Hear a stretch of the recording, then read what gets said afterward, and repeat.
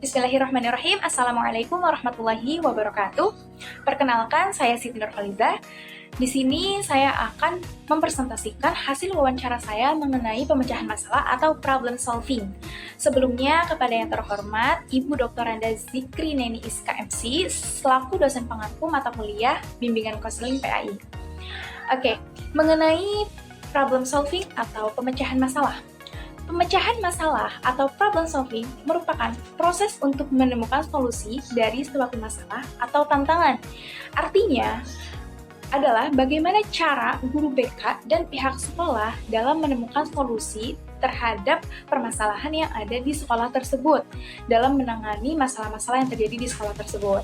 Nah, berdasarkan wawancara yang telah saya lakukan oleh guru BK di SMPN 3 Tangsel mengenai pemecahan masalah atau problem solving ini, ada beberapa kasus yang sering terjadi di sekolah. Di antaranya yaitu yang pertama, mereka ini sering membullying dengan mengolok-olokkan nama orang tuanya. Yang kedua yaitu bolos pada saat jam pelajaran sekolah sedang berlangsung.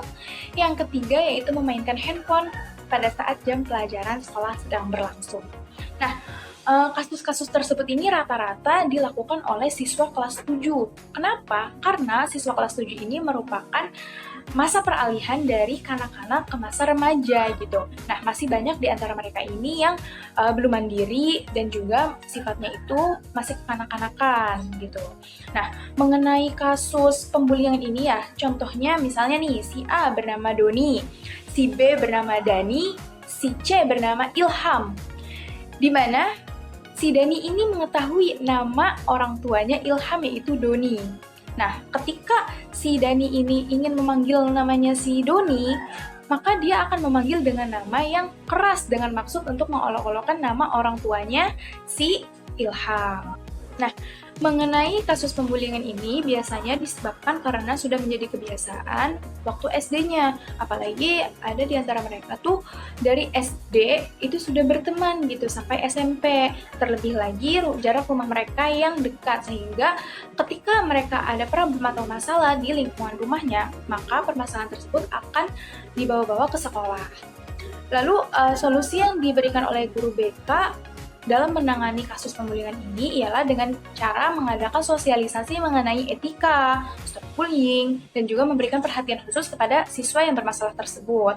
Nah, adapun mengenai siswa yang suka bolos pada saat jam pelajaran sekolah, guru BK ini setelah memanggil kedua orang tuanya dan bertanya kenapa anaknya bisa seperti ini, dan ternyata orang tuanya mengatakan bahwa anak tersebut memang termasuk anak yang kinestetik, sudah tidak bisa diam sedari kecil gitu. Nah, solusi yang diberikan mungkin ketika guru sedang mengajar, itu guru harus lebih aktif lagi dalam menerapkan metode pembelajarannya.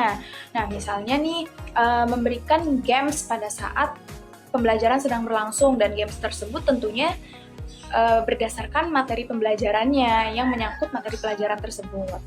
Nah, mengenai kasus memainkan handphone pada saat jam pelajaran sekolah, ini biasanya itu terjadi pada saat jam mata pelajaran bahasa Inggris, di mana memang guru bahasa Inggris ini menginfokan kepada wali kelas agar anak-anaknya ini membawa handphone.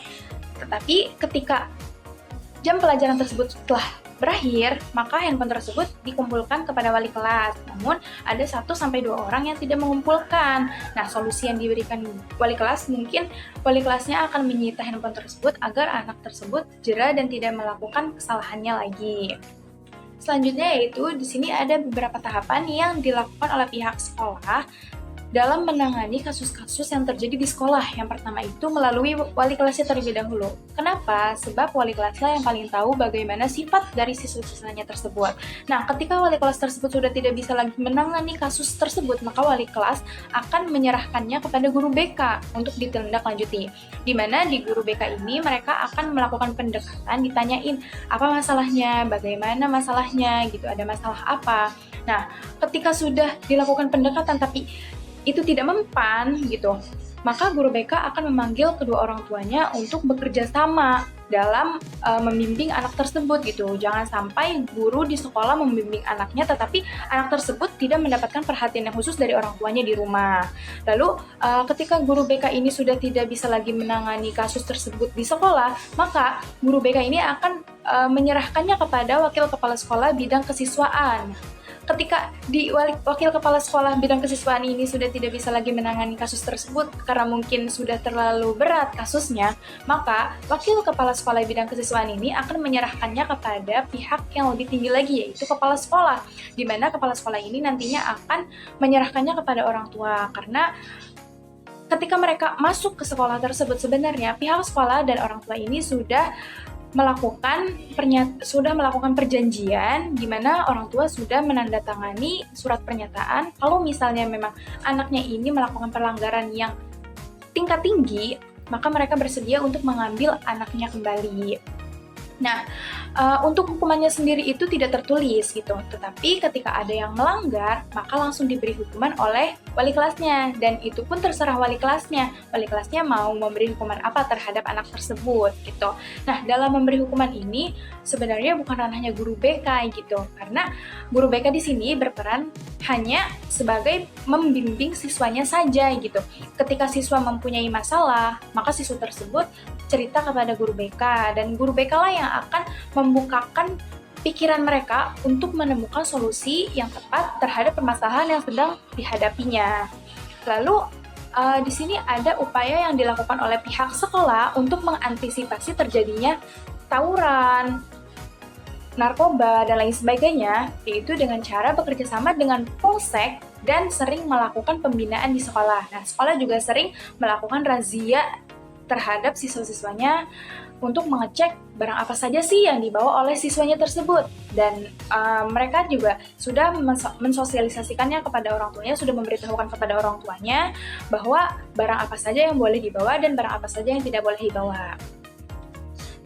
Di sini ada dokumentasi pada saat saya melakukan wawancara bersama Ibu Dania dan juga Bu Nana selaku guru BK di SMPN 3 Tangsel. Mungkin cukup sekian presentasi yang bisa saya sampaikan. Kurang lebihnya mohon maaf. Hasbunallahu wa ni'mal wakil. Wassalamualaikum warahmatullahi wabarakatuh.